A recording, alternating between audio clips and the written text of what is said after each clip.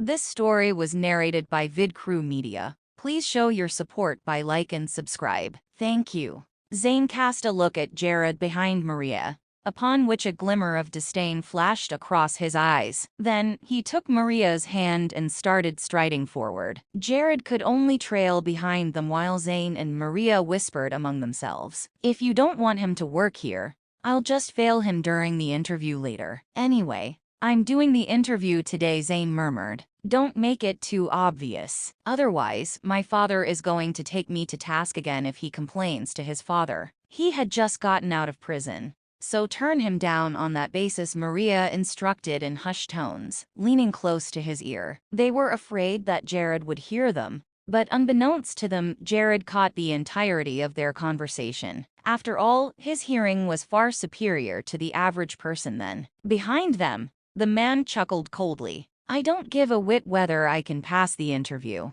I'm just going through the formalities." When they had reached the floor where the sales department was located, Maria pointed at Zane and said to Jared, "Go with him. And remember what I told you, don't tell anyone here that you're acquainted with me." Jared nodded in acknowledgement before following Zane to the office where the interview would be held. By then, a crowd was already waiting outside, all there for an interview. Since it was a corporate group, it paid well and offered great benefits. For that reason, many people wanted to join the company, including graduates from prestigious universities. "Wait outside. Someone will call you later." Zane strode into the office after saying that. Jared, on the other hand, plopped down onto a chair. "Are you here for an interview as well, bro?" A bespectacled young man sitting beside him asked. "Yeah," Jared nodded. "Which university did you attend?" "I know many of the interviewees this time are graduates from renowned universities. Look at that girl in a dress. I heard that she's from Quartz University. Meanwhile, that man with a backpack graduated from Mona University."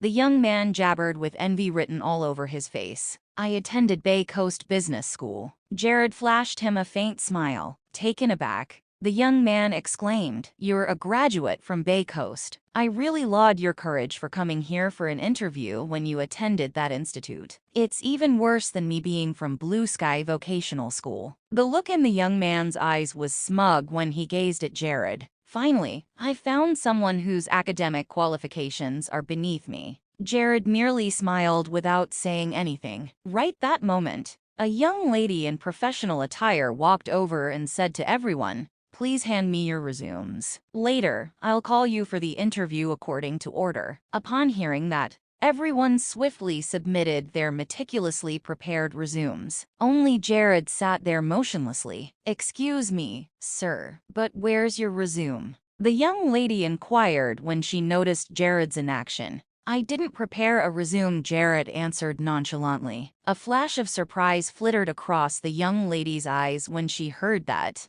but she then asked, "May I know your name, then?" "It's so that I know how to address you later." "My name is Jared Chance," Jared replied. Nodding, the young lady spun around and walked into the office. Everyone eyed Jared as though he was an idiot. How could he possibly be recruited when he's wearing such a dated suit, and failed to even prepare a resume for the interview? Only the young man who had been talking to him regarded him strangely. Out of the blue, he whispered, "Do you have connections here? Thus going through the back door, bro?" Jared was startled, at a loss as to why he was asking such a question. "You must be going through the back door. Otherwise, why wouldn't you have prepared a resume? Also, I could tell at a single glance that the person who brought you here earlier is a high-ranking executive in the office. No wonder you're so calm." With an ingratiating smile on his face, the young man took out a box of chewing gum from his pocket and offered it to him. Jared accepted it without hesitation and threw a piece into his mouth. "Bro, if you really have connections,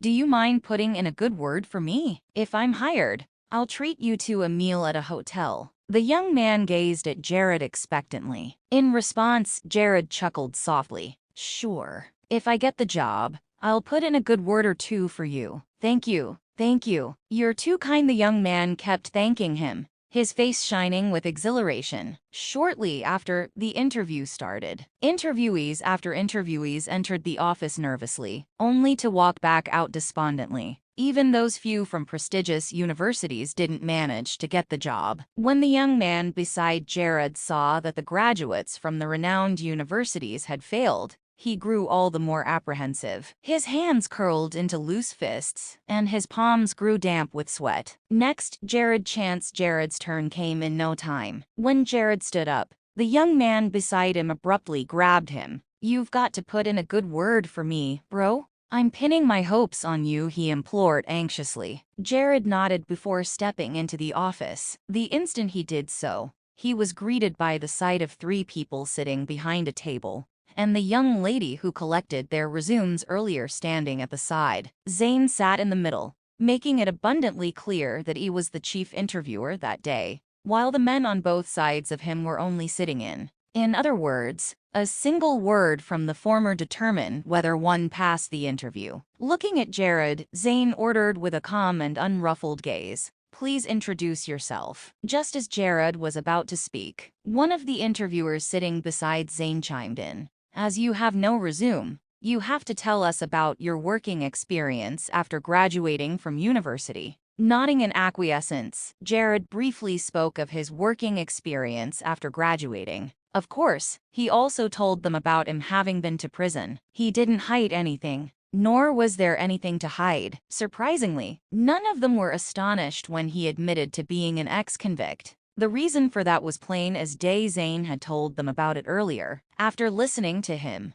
Zane closed his eyes and crossed his arms as he reclined in his chair, uttering nary a word. Seeing that, the young lady at the side hurriedly stepped forward and massaged him gently. "Do you know what company this is? And are you aware of who the owner is? You're just an ex-convict who had just gotten out of prison, yet you dare come here for an interview." One of the interviewers drawled with a bark of derisive laughter. "Why not? Is there a policy in this company stipulating that people who had been to prison can't come here for an interview? Besides, what's the huge deal about that? Is an ex-convict necessarily evil?" Jared countered with a faint smile. "While there isn't such a policy, you will affect our company's image if you join us since you're an ex-convict. I believe that other companies won't employ someone who served a prison sentence like you either. You'd best have some self-awareness. If I were in your shoes, I would be too ashamed to leave the house." The interviewer eyed Jared smirkingly. It seemed that he was deliberately humiliating the latter. That aside, his voice was particularly resounding. As a result, the interviewees outside could hear every word loud and clear. They were all surprised. The young man talking to Jared earlier, in particular, was deeply shocked.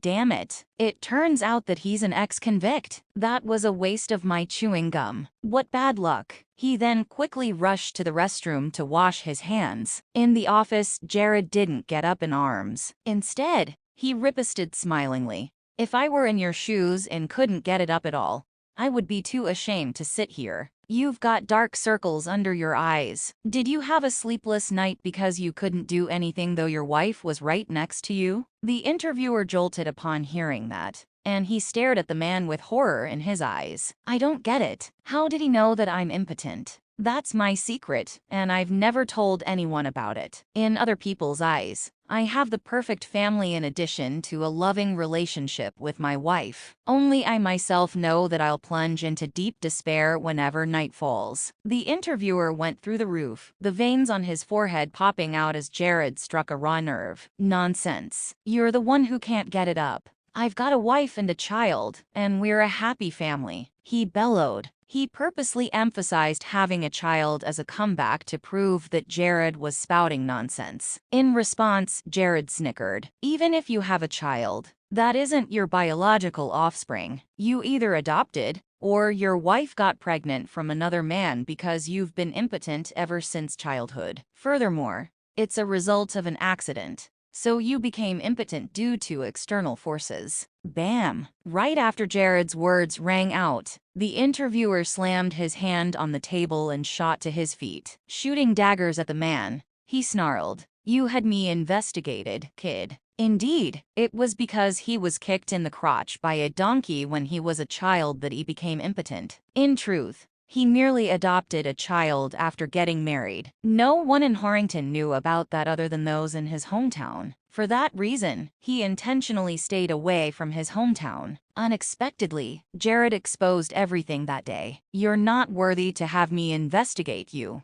Jared scoffed. However, the interviewer's question also confirmed that Jared was speaking the truth. All at once, his colleagues there regarded him with a peculiar look in their eyes. The interviewer seemingly realized his slip of the tongue and immediately went ballistic, gearing up to charge at Jared. Seeing that the interview was about to turn into a fight, Zane roared, "That's enough. Sit back down." The interviewer shot Jared a glare before he plopped back into his seat. Zane merely wanted his subordinates to insult Jared for a bit before he informed the man that he wasn't suitable for the position. He never expected things to end up in such a mess. Thus, fury deluged him. "Kid, you're not suited to work in this company. In fact, you're not even qualified to be a security guard outside the entrance. Therefore, please leave and don't come back in the future," the other interviewer chastised when he noticed the rage staining Zane's face. "This is a big company.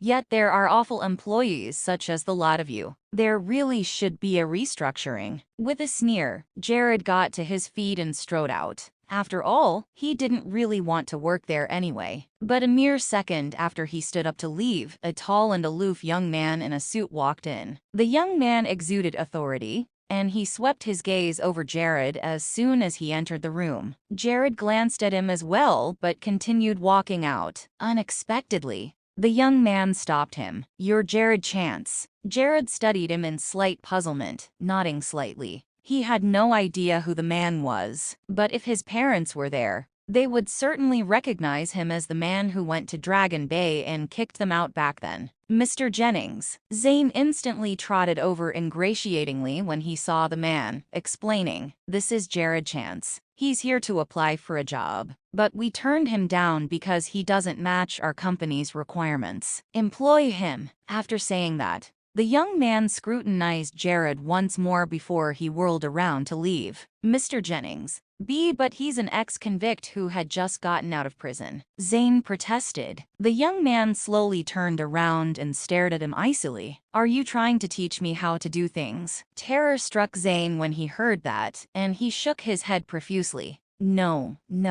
The young man spun on his heels and left. Meanwhile, Zane and the other two interviewers were all stumped, gaping at Jared incredulously. They couldn't figure out how the man got acquainted with their general manager. "How did you get to know Mr. Jennings?" Zane demanded with mystification written all over his face. "Is he some high-ranking executive here? Perhaps the general manager?" "I don't know him." Jared shook his head in denial. He wasn't acquainted with that young man, nor had he ever seen him. On the contrary, that young man had seen him before, and even witnessed him being all touchy-feely with Josephine. The young man was named Xavier Jennings, and he graduated from Silverleaf University abroad. After joining Sullivan Group, he advanced through the ranks. He also fancied Josephine and had been pursuing her, but the latter wasn't interested in him. After William gifted the company to Josephine, he transferred Xavier over to Sentiment Chemical Limited to be the general manager, putting him in charge of the operation and management of the company. Since Josephine didn't want to oversee things, Xavier indeed had some capabilities, for he successfully straightened out the company in short order and even turned it into the most profitable company under Sullivan Group. The reason for his diligence was none other than to have Josephine fall for him. But when he learned that she was associating with Jared, who had been to prison, he had a drastic change of heart. He then vowed to snatch her back from Jared. Since Jared had come to the company for an interview, he naturally had to seize that opportunity. As long as the man remained there, he had thousands of ways to have him back down, while also sowing discord between him and Josephine. "This is strange," Zane frowned, but he didn't dare go against the general manager when he was merely a department manager. Hence, he said to Jared, "Go and get the onboarding procedures done. I'll send someone over to give you a tour later." He didn't dare pick trouble with him for the time being,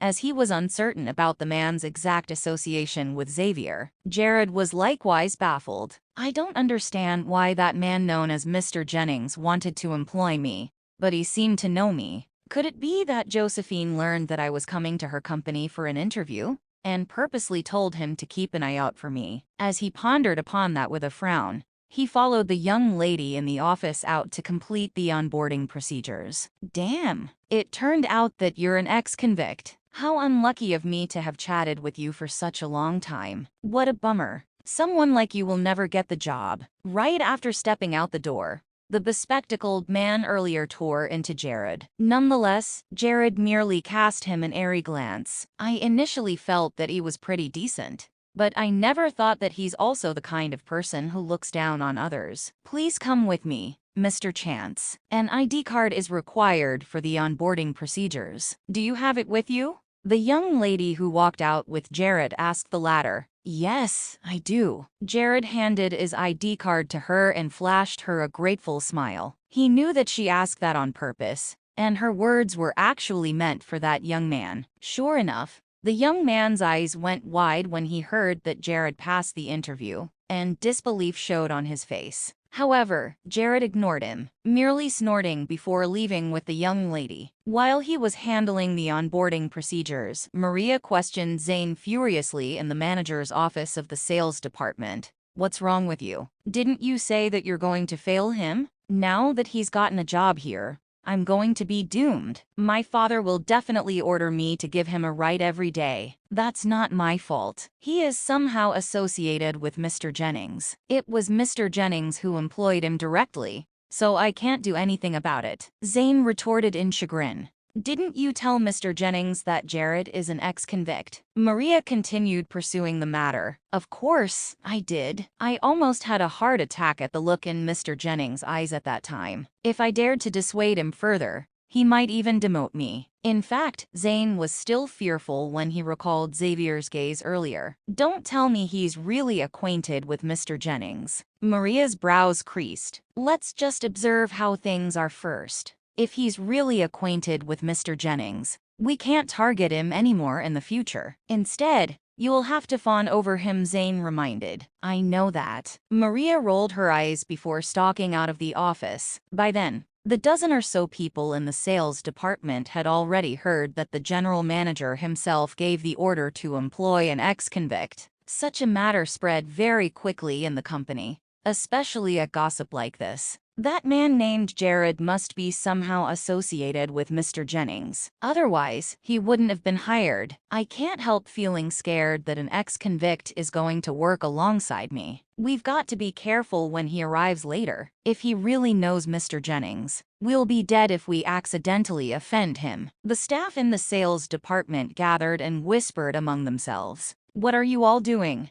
Do you not have any work? Maria reproached coldly upon seeing everyone gossiping together when she exited the office. Although she was merely an ordinary sales representative in the sales department, she always threw her weight around. After all, no one dared to offend her when Zane was the department manager. Following her reprimand, everyone dispersed. Only a girl with short hair headed toward her. That girl was known as Lydia Wilson, and she was very close to Maria. Maria, have you heard that the sales department has recruited an ex-convict? And it's rumored that Mr. Jennings himself made the hiring decision, so they're probably associated somehow, Lydia whispered to Maria. Nonsense. How could he possibly have any association with Mr. Jennings? It's just dumb luck. Maria didn't believe that Jared really had anything to do with the general manager. At that, Lydia was taken back. Are you acquainted with that man named Jared? Realizing her slip of the tongue, Maria hastily shook her head. I'm not acquainted with any ex-convict. I just feel that he can't possibly have any association with Mr. Jennings when he had just gotten out of prison. Anyway, don't simply gossip about him. I'll ask Mr. Carlson to inquire about it from Mr. Jennings.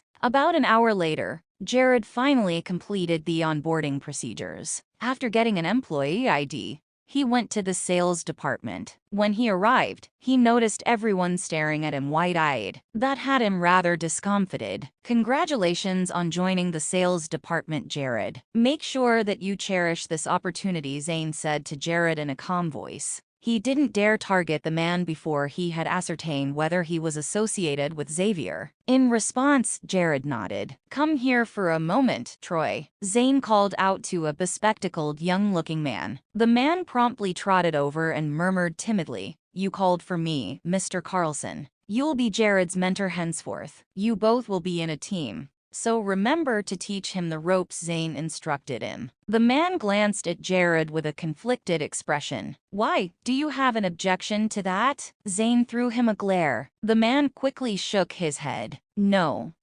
at his acquiescence. A smile bloomed on Zane's face. He then turned to Jared. "Go with him. Your desk is adjacent to his." Having said that, he pivoted and returned to his office. The other colleagues in the sales department regarded Jared with a smirk. Maria also stifled a giggle as she went back to her seat. "Sir, my name is Troy Zimmer." "Nice to meet you," Troy stammered while holding out his hand to Jared nervously.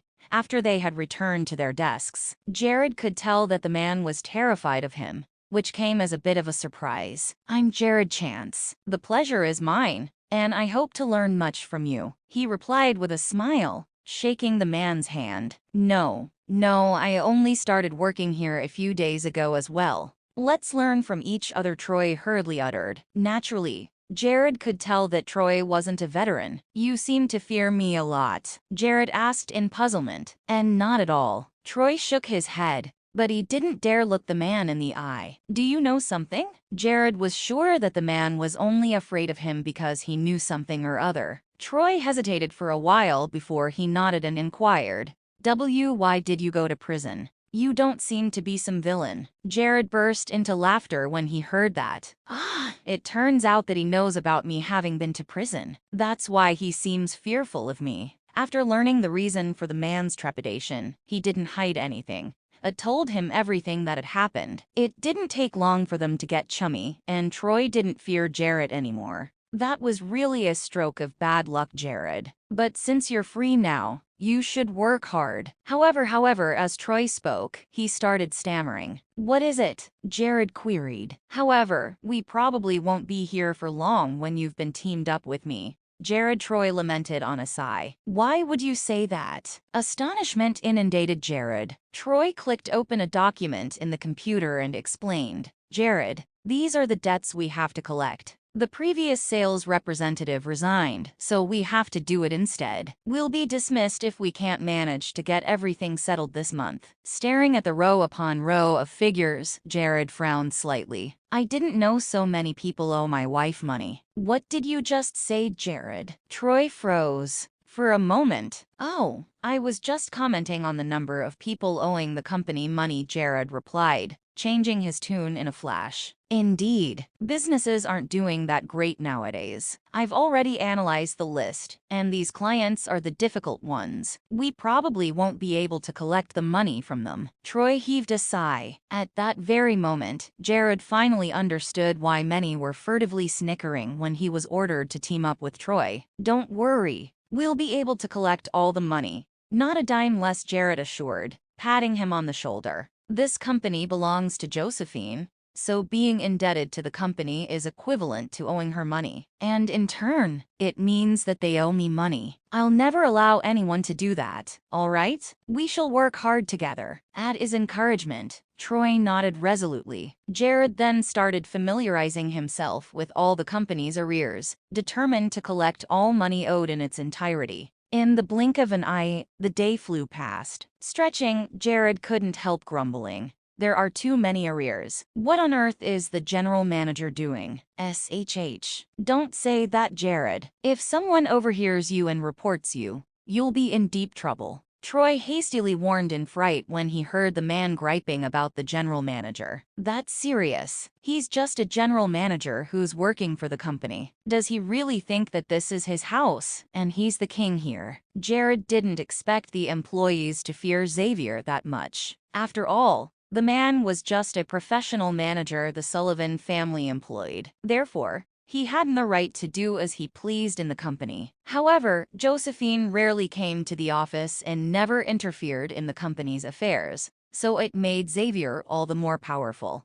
Maria looked for Jared after work. Jared, we have a company rule that says the newcomer must buy everyone dinner. So, where do you have in mind? At that moment, everyone in the office was staring at Jared. They were eager to hear his plan. It was a long-standing office tradition. There's such a thing. Who set them? The director. Jared was bewildered. Jared, there's really such a rule. When I first got here, I had to buy everyone dinner as well. If not mistaken, I spent 10,000 on that meal. If you don't obey the rules, your life here will be difficult, Troy cautioned Jared with a low voice. Jared, since you're now in the sales department, you have to abide by the rules here. It is one of the rules I've set when I became the manager, Zane said. You set the rules? Jared scoffed and continued. I'm sorry, but I don't have the money for it. Pay for your own meals. Don't ask of it from me as if you guys are a bunch of beggars. Despite Zane's grim expression,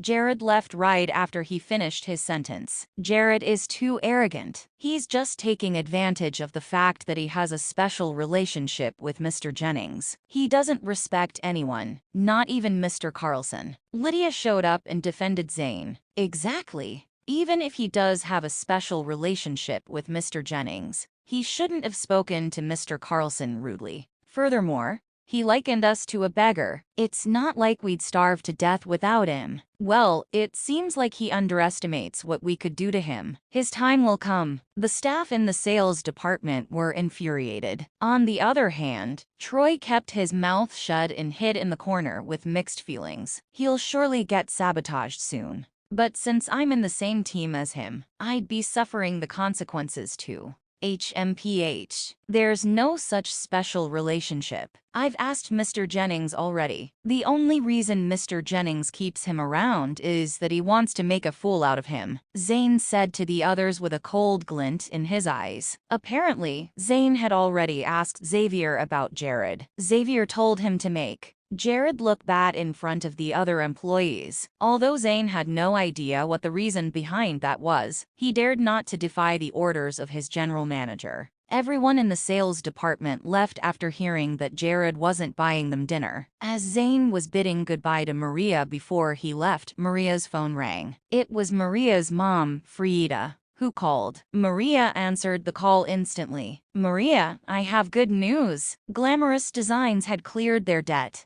They've repaid all the money they owed to us. Now our company is back on its feet. Frieda exclaimed excitedly. Really? Maria was thrilled as well. But we've been asking for the money for so long. So, why have they suddenly paid us now? Your dad asked around and found out that Mr. Lewis had spoken to them. They were so scared that they paid us right after that. Mr. Lewis. Maria paused and continued. But we don't even know him. Why did he help us? I was wondering about the same thing. Do you remember when I told you that Zane wanted to use his personal connections to help us? I think maybe Zane knew Mr. Lewis personally. That's why I called you. Please find out if he had anything to do with it. If so, invite him over for dinner. Frieda answered. Oh, I see. All right, I'll ask him now. Maria hung up the phone. What's up? Why are you so happy? Zane curiously asked when he saw the excitement on Maria's face.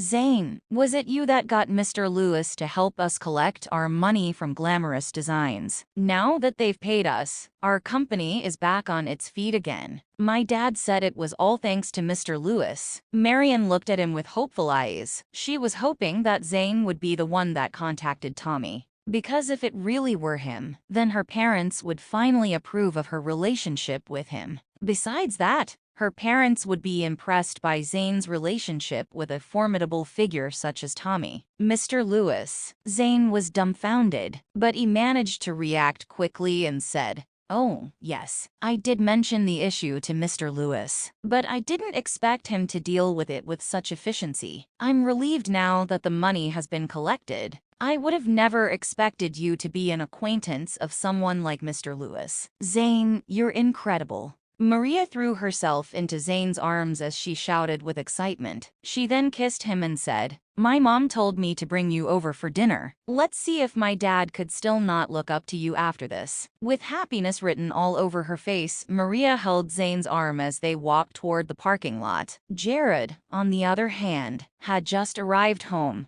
Upon his arrival, Hannah asked anxiously, "Jared, how was your interview? Did they give you a job?" "Mom, the interview was a success. I'm now a salesperson. The benefits aren't too bad." Jared flashed a faint smile. "Oh, that's great. We owe our gratitude to Maria, then. We should look for an opportunity to go thank them in person. I'm less worried now that you have a proper job." Hannah was smiling with satisfaction. Jared couldn't help but keep silent when he saw how happy his mother was. "Jared, go and clean yourself up. Mr. Saunders has invited us out for dinner." Gary was holding his phone when he walked into the house. "Gary, why did Franklin do that? After what he has done for Jared, we should be buying him dinner instead." Hannah was puzzled. "I think it's because his company received a sum of money owed to them. His company is going to do well." Again, Gary answered. "That's great. That's good karma indeed." Hannah felt happy for Franklin. Upon hearing that, Jared smiled faintly and went to change. Jared was meant to call Tommy to follow up. "I never expected him to be so efficient. It seems like I should also ask him to collect debt for Sentiment Chemical Limited as well. After all, the money belongs to me." Meanwhile, Franklin had arrived at Glamour Hotel. He had reserved a table for dinner. It was his first visit in a long time because the food served there was pricey. Furthermore, his company had been in debt for quite a while. He simply couldn't afford to dine in at that restaurant. "Wow, this place looks amazing. It's my first time here." Maria was very impressed by how grand the Glamour Hotel was. "Since this belongs to the Sullivan family, maybe I could get a 20% discount if I show them my work pass," Zane said proudly. "That's true. We're actually contributing to their revenue by dining here." Maria entered while holding Zane's hand. They arrived at one of the private rooms at the restaurant. When they opened the door, Franklin and Frieda were already seated at the dining table. "Hi, Mr. and Mrs. Saunders," Zane greeted politely. "Hi." Frieda stood up hurriedly and said, "Have a seat, Zane. We're practically family. Don't be shy." Franklin welcomed Zane with a smile as well. "Zane, it's all thanks to you. Now my company is safe. We should have a few drinks together to celebrate." Zane was getting arrogant upon seeing how Franklin's attitude toward him had changed. "It's just a small matter, Mr. Saunders." As Mrs. Saunders said, "We're family now." Zane sat down next to Franklin pridefully. Although Zane knew that he had nothing to do with collecting the debt for Franklin, he accepted the recognition anyway. He had to take the opportunity to make a good impression out of himself. "Zane, I had no idea you knew Mr. Lewis. You should have seen the look on the owner of Glamorous Design's face when he came with my money. He was so scared that he almost kneeled before me. It was so satisfying to watch." Throughout the years, Franklin had never been treated with such respect. "Just let me know if your company needs help with anything from now on, Mr. Saunders. Although I'm just a departmental manager, there's nothing I can't deal with in the whole of Horrington." Zane gloated shamelessly. He wasn't worried about getting exposed because he knew that no one at the table knew Tommy. "All right? From now on, I'll rely on you for all the company matters. Since Maria is my only daughter, whatever I have now will definitely be passed down to you in the future." Franklin's admiration for Zane had grown greatly. "Don't worry, Mr. Saunders. I'll love Maria unconditionally." Zane nodded excitedly. "Enough talking. I'm starving. Could we please have our food now?" Maria pouted. "A while more." "Okay, I've invited Mr. Chance and his family as well. They should be here soon." Franklin exclaimed. "Why would you invite outsiders to our family dinner?" Maria's face turned sullen when she found out that Jared was invited to the dinner. "Silly girl. Mr. Chance had saved my life before." Franklin glared at Maria before continuing. "Speaking of which, how did Jared's interview go?" "Mr. Saunders, it was a success. I worked my magic as the departmental manager." Zane took credit for Jared's interview brazenly. "Thank you, Zane." Franklin gratefully looked at Zane. Suddenly, The door to the room opened, and Jared waltzed in with his family. "We're sorry for being late." Gary apologized. "It's fine, squad leader. We've just arrived too." Franklin welcomed them warm-heartedly. Jared was startled when he saw Zane present at the dinner. However, he didn't say a word. On the other hand, Zane stared at him and taunted, "Hey, Jared, we meet again. Did you know that Maria and I had to make excuses on your behalf with the staff? All because you disobeyed the company rule." Upon hearing that, Gary glared at Jared and asked, "What's going on, Jared?" "Exactly, Jared. What's going on?" Hannah added. Franklin was equally puzzled as well. Upon his successful interview, he was supposed to buy everyone dinner. It's a long-standing departmental tradition. Instead, Jared said he had no money, and he just left. It was so embarrassing for Zane, and Maria raged. "Jared, is that true?" Gary glared coldly at Jared. "Dad, I was shut your mouth." Gary cut Jared off. "Yes, we're poor, but we could still afford to buy others a meal. You have a job now because others have helped you. Show some gratitude and respect to the tradition of others, will you?" Gary didn't give Jared a chance to explain himself. "Squad leader, Jared did it to save money. It's no big deal. We shall congratulate Jared with dinner tonight." Franklin eased the tension to avoid an awkward dinner. "Mr. Saunders, actually Maria and I don't mind if he doesn't buy us dinner. It's just that if he did, the staff would be more welcoming toward him." With that, Zane had again emphasized Jared's pettiness. "I agree. This is Jared's fault. I'll get him to honor the tradition by tomorrow," Gray responded apologetically. "Actually, we don't have to wait till tomorrow. After dinner, I'll inform the staff and arrange a karaoke session. As long as Jared is willing to pay, I'm sure the others would be grateful," Zane suggested. "That'll do." Gary nodded. "Zane, Mr. Chance's family isn't that well off. Don't impose too much on Jared," Franklin advised. "Don't worry, Mr. Saunders. 300 would be more than enough." A smile flashed across Zane's face. "Franklin, is this Maria's boyfriend? Not only is he handsome,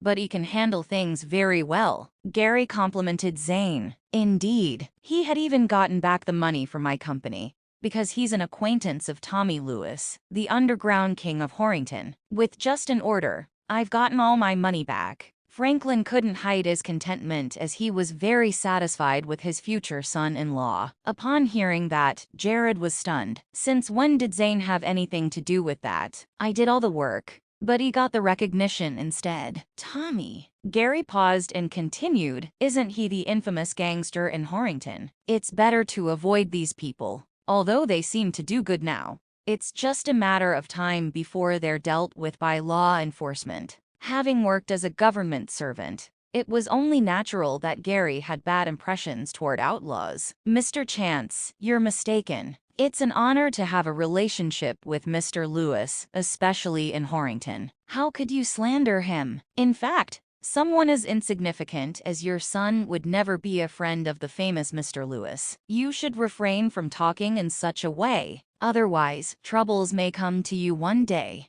Zane was angered by Gary's statement. In response, Gary kept silent. "He has a point, squad leader. Time has changed. We need these people nowadays," Franklin said placidly. Still, Gary kept his mouth shut. No one could change his perception toward outlaws such as Tommy. That was one of the reasons why Jared never revealed to his parents his relationship with Tommy. "If my parents knew about Tommy and me, they might even disown me." At the dining table, Zane was indulging in alcohol while receiving praises from everyone. However, Jared had not taken a sip. Zane wasn't happy with the fact that Jared had not offered him a toast. "Jared, why aren't you drinking? You're being such a wimp," Zane teased. "It's not that I can't drink. I just don't think it's worth the money. I'd rather have tea." Jared flashed a grin. Zane burst into laughter and asked, "Oh, so you're saying that you can drink very well?" "Well, I haven't been drunk before," Jared answered expressionlessly. Jared's response had triggered Zane's interest. "All right, then. Since I've never encountered a worthy opponent before,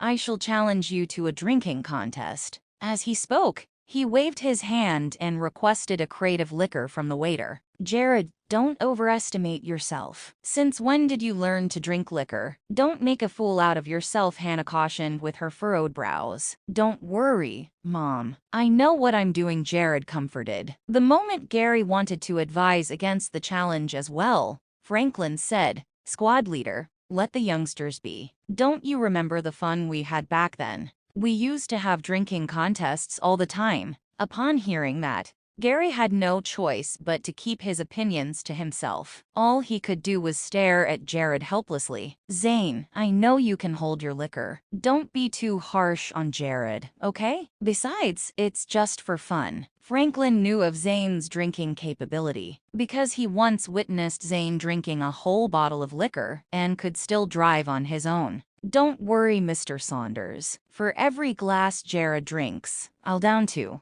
As Zane was speaking, he opened a bottle and started pouring it into his glass. What a ridiculously small glass. Bring us 2 bowls instead, Jared ordered the waiter. Upon hearing that, Zane was stunned as he stared at Jared with his bewildered eyes. You can handle it, right? Jared asked with a faint smile. Of course, I can even drink from the bottle. Zane scoffed. He's just bluffing to scare me off. In that case, it means that he can't hold his liquor. Soon after that, the waiter brought over 2 empty bowls. The bowls were so big that each of them could fit a whole bottle of liquor. Okay, so how should we do it? Zane asked with a provoking tone. Well, we'll do it the fast way. As soon as Jared finished his sentence, he downed the whole bowl of liquor. Everyone present was in shock upon seeing that. Gary frowned worriedly and said, Jared, why would you drink like that? It's not good for your body. Enough, slow down. Dad, I'm fine, Jared assured. He then flipped his empty bowl over and said, Zane, it's your turn. Zane was still in shock. He didn't know Jared could do that. Although I can drink, that's just not the way. It's all right if you can't do it. Don't force yourself, Zane. Gary was genuinely worried about Zane. Yeah. It's okay if you don't drink, Zane. But that'd mean you've chickened out. Jared couldn't help but taunt him. Chickened out? Zane was infuriated by the insult. I've never chickened out from a drinking contest. He then shut his eyes and downed the bowl of liquor. By the time he was done, his face was flushed. Then, Jared proceeded to pour out another 2 bowls of liquor. Having noticed that things were getting out of control, Gary stood up and shouted, That's enough, Jared. While ignoring Gary, Jared stared at Zane with contempt. Stay out of it. Let's continue drinking. Unable to swallow his pride, Zane insisted that the contest should continue. Jared then downed another bowl of liquor expressionlessly. Actually, the liquor had no effect on Jared. The spiritual energy in his body was able to absorb the alcohol he consumed. Again, everyone present was astounded as they watched Jared drink another bowl of liquor, especially when he did it with such ease. It's okay, Zane. Please stop now before you hurt yourself. Don't entertain Jared's stupidity. Maria was worried about Zane's well-being. Exactly, Zane. Don't drink anymore. Prioritize your health. Frieda suddenly stood and tried to stop Zane. She was worried that another bowl of liquor could endanger his life. Zane was so intoxicated that he was already starting to lose consciousness. Pride was in his way. He couldn't stop himself when he saw Jared staring back at him with provocation. He clenched his teeth and forced another bowl of liquor down his throat. After that, Zane's face turned sickeningly pale. In fact, he looked terrible. Upon seeing that, Jared sat down with satisfaction written all over his face. If this continues, he might actually die from alcohol poisoning. Besides, I doubt Mom and Dad would allow me to take another sip. Why have you sat down?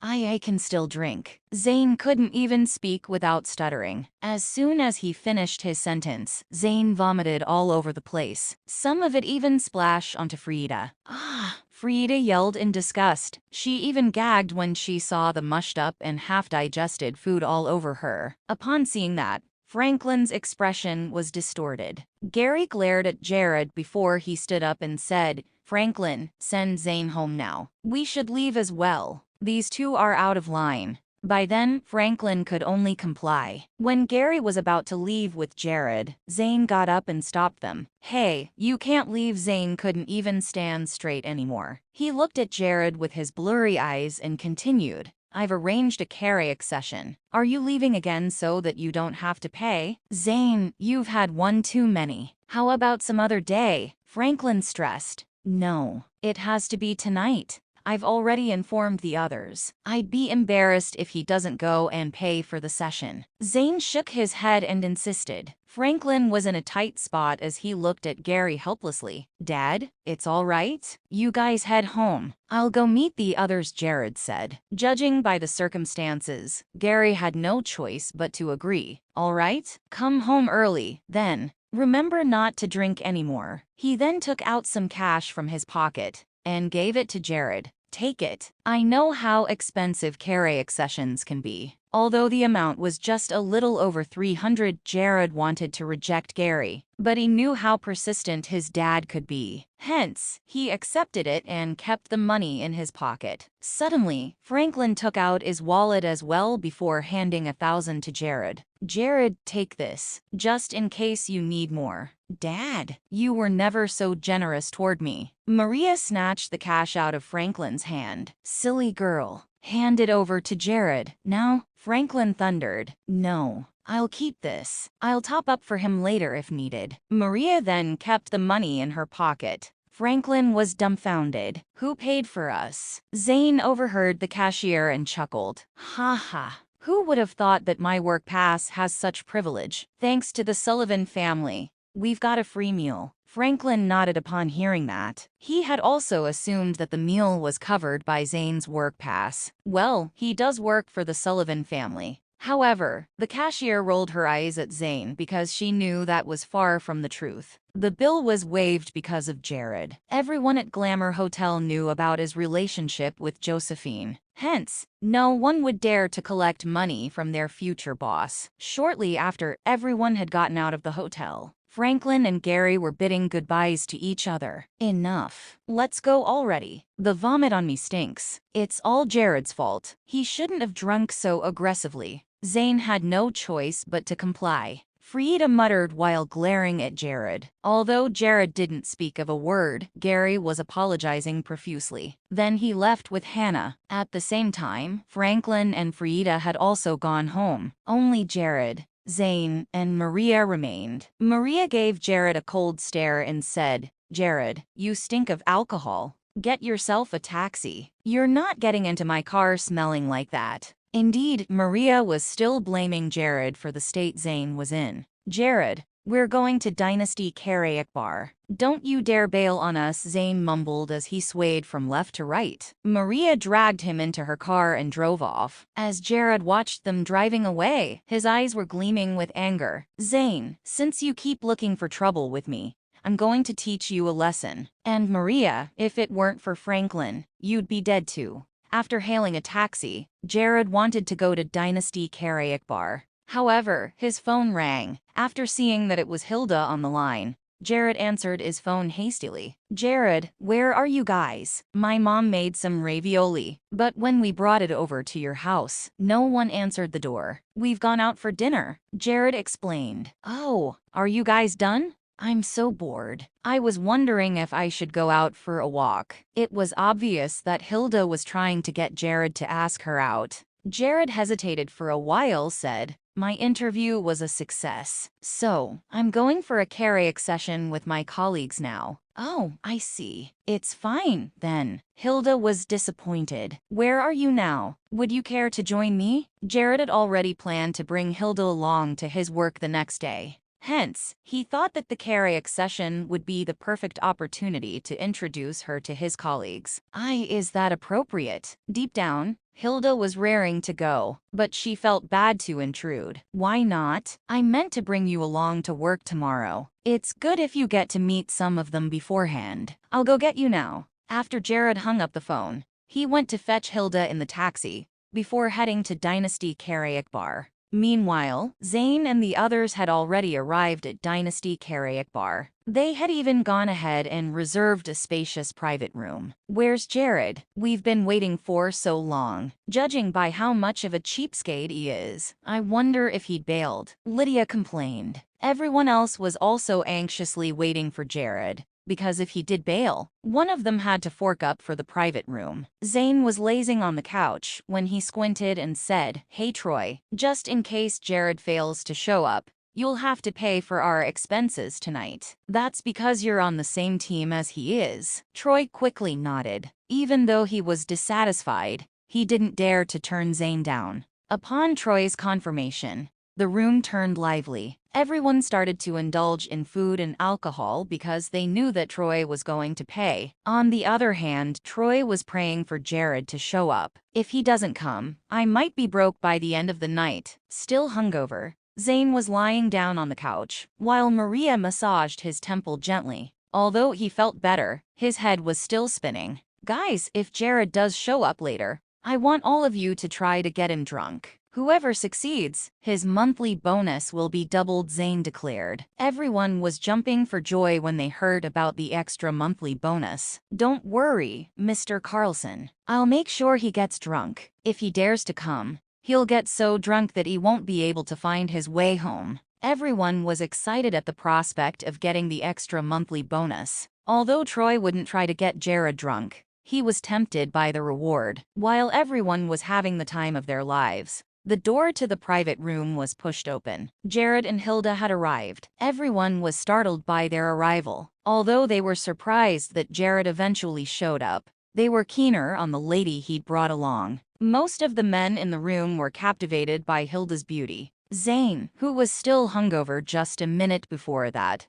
suddenly got up from the couch and stared at her with his bewildered eyes. Although Maria was pretty, she didn't have the desirable aura Hilda possessed. Despite having worked as an exotic dancer, Hilda had an innocent look. "Jared, I thought you'd be too stingy to come." Zayn took a glance at Jared before shifting his gaze toward Hilda. "Who's this lady?" "Hi, everyone, I'm Hilda Wallace. I'm Jared's neighbor. I hope I'm not intruding." Hilda introduced herself politely. "You're absolutely not. Come sit next to me. Here, have some fruits." The men were throwing themselves at Hilda while ignoring Jared. Zayn then cleared his throat and said, "Hi, I'm Zayn Carlson, Jared's manager." The moment Hilda heard that Zayn was Jared's manager, she reached out her hand nervously and greeted, "Nice to meet you, Mr. Carlson." "Nice to meet you too." Zayn's eyes glittered when he shook hands with Hilda. Everyone in the room saw how attracted Zayn was to Hilda. Maria was utterly infuriated. "Where do you work, Ms. Wallace?" Zayn asked with a bright smile on his face. He definitely didn't notice that Maria was already glaring at him. I'm jobless now," Hilda answered awkwardly. Upon hearing that, the smile on Zayn's face grew even wider. He then took out his name card and exclaimed, "Here's my name card, Ms. Wallace. Come work with us if you're interested." "Really?" Suddenly, Hilda's eyes widened. "Of course. I'm a departmental manager. I have a say in recruitment." Zayn was filled with pride. "Zayn Carlson." Finally, Maria couldn't take it anymore and shouted at Zayn. Suddenly, Zayn remembered that Maria was right next to him. He immediately backed away from Hilda and said, "Gee, go on and have a seat." Having noticed that awkward moment, Hilda smiled and walked toward Jared. She then casually put her arm around Jared and said, "Jared, why don't you introduce your colleagues to me?" Jared was stunned by Hilda's intimate touch. However, Hilda did that on purpose, so that all the other men present wouldn't make a move on her. Besides, she did that to show Maria that she had no reason to get jealous.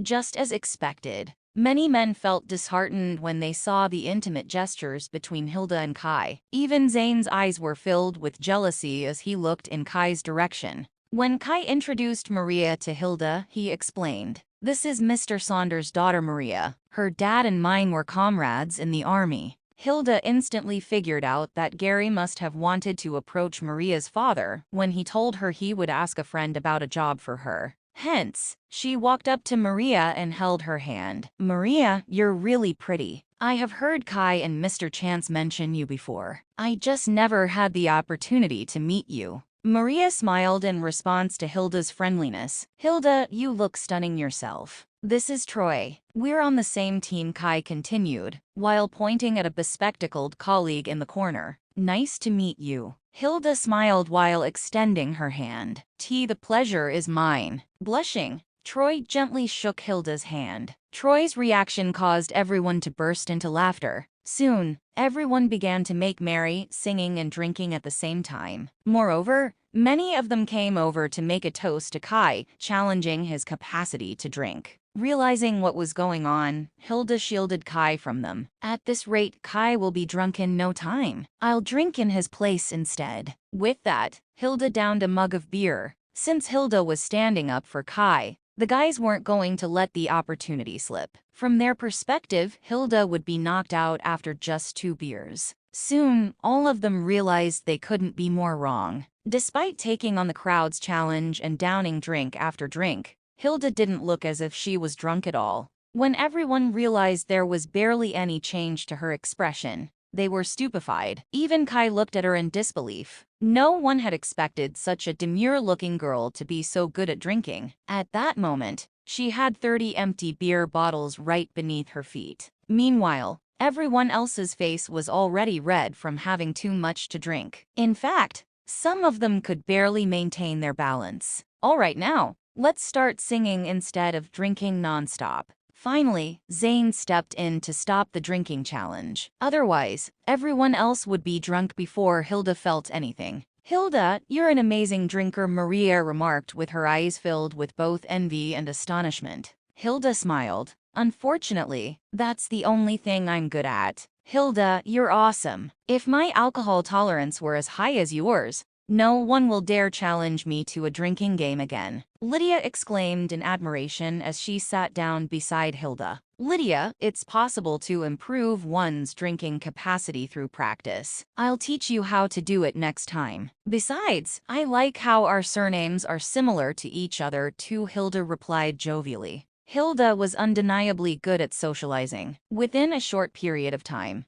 the 3 ladies had become best friends that could talk about anything under the sun. Hilda, given how pretty and good-natured you are, how did you end up being interested in Kai? To me, he is just an annoying country bumpkin, Lydia asked candidly, after having quite a bit to drink. Sitting by the side, Kai didn't sing nor drink. All he did was make idle chatter with Troy once in a while. Evidently, he didn't fit in with the rest at all. Lydia, Kai is actually a pretty good guy. I know because I grew up with him. Perhaps you just don't know him well yet, Hilda calmly explained, and wasn't upset at all. Given Hilda's response, Lydia knew it would be inappropriate to disparage Kai further. Hence, she took up the mic and suggested, "Come, why don't we sing a song together?"